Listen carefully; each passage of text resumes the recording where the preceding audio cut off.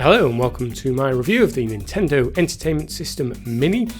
This is the classic NES console, shrunk down and preloaded with 30 classic games including Mario Brothers, Super Mario 3, Kirby, Donkey Kong. There's absolutely loads of classics on here. You can see them on the back. Double Dragon, a little bit of Double Dragon. Inside the box, when you open it up, you will find the manual. To be fair, you don't need to look at it, it's only 2 pages. The main system, which has a power button, reset button, controller points on the front.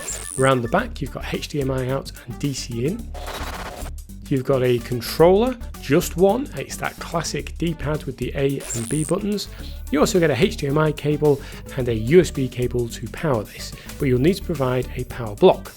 Load this up and you get a slick menu showing you all the games available. Simply scroll left or right. You can see it gives you information about whether it's 1 player or 2 player, and you can easily sort the titles as well. So you can sort it by publisher, by title, by 2-player games, by recently played, by time played, and by release date.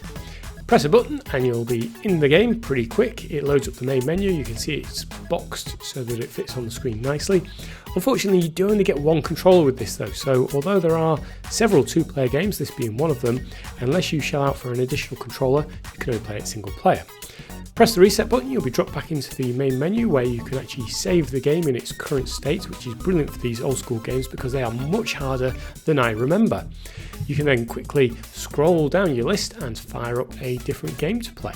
If you want to dial the nostalgia factor up to 11, you can apply a Crt filter, which gives a slightly grainy look to everything. It's not come out too well on the camera, but in person this looks really good. It does remind me of playing on those old school massive cathode ray tube TVs.